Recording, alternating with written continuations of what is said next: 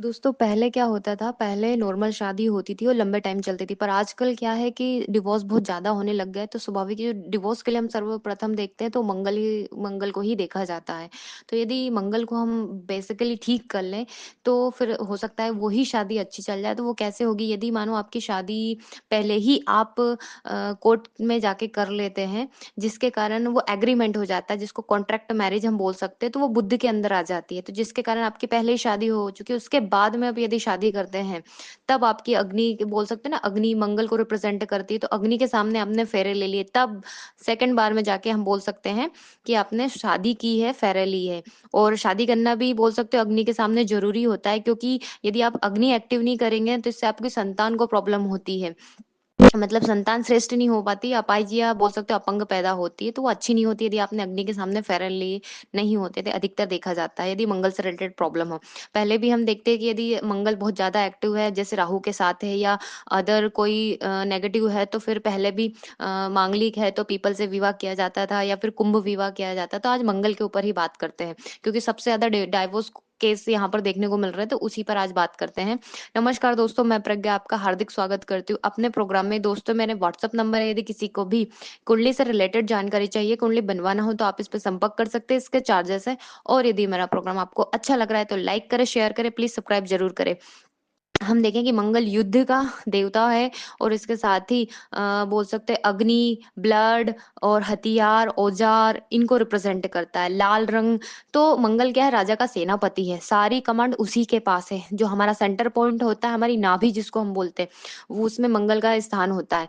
तो स्वाभाविक है वो किसी का नहीं चलेगा, पूरी बॉडी उसी की ही सुनेगी।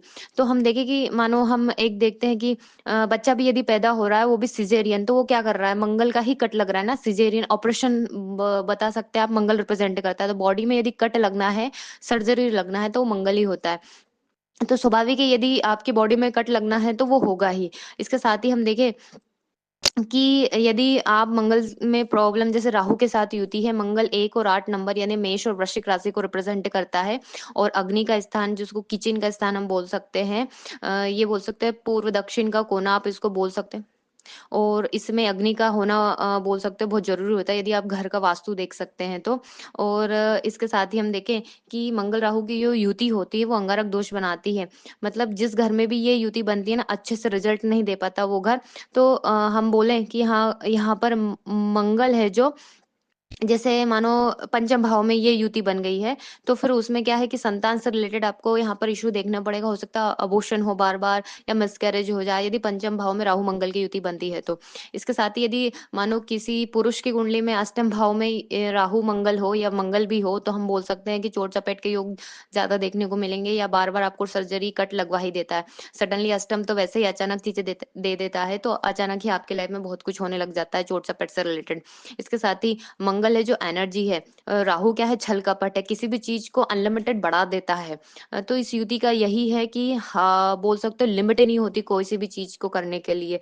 और इसके साथ ही मंगल क्या, ये जैसे छोटे बच्चों में आप देखेंगे तो ये हाइपर एक्टिविटी दे देगा। मतलब यदि आपने उनकी एनर्जी को यूज नहीं किया ना, तो वो दिन भर बहुत ज्यादा परेशान करेंगे। और यदि यंग एज में आपको देखने को मिल जाती है, तो बहुत ज्यादा गुस्सा और एंग्री आप युवाओं में देख सकते हैं। इसके साथ में यदि आपका कोई विरोध करे, तो आप पागलपन की हद तक बहुत ज्यादा देखेंगे। इसके बाद का जो समय आता है, जैसे बोलते हैं विवाह को देखे, तो ये लड़ाई झगड़े करवाएगा। इसके साथ ही अनकंट्रोल यहाँ पर चीजें देखने को मिलेगी, तोड़फोड़ करेगा, ऐसा जातक है चीखना चिल्लाना करेगा। तो यदि आप इन सबसे रिलेटेड में है, प्रॉब्लम है, तो सबसे अच्छा है कि आप हर साल ब्लड डोनेट करिए। दूसरा है कि मंगल चंडी का पाठ आप घर पे कर सकते हैं। तीसरा है कि ऋण मोचन मंगलनाथ आप पाठ कर सकते हैं। चौथा है बगलामुखी अष्टोत्तर सतनाम पाठ कर सकते हो। जिनमें भी आपको अच्छा लगे, जिनमें आपकी इच्छा हो, वो ये कर सकते हैं। और मंगल से रिलेटेड जो आप बोल सकते हो शांति, आप घर पे भी कर सकते हैं ये। धन्यवाद दोस्तों।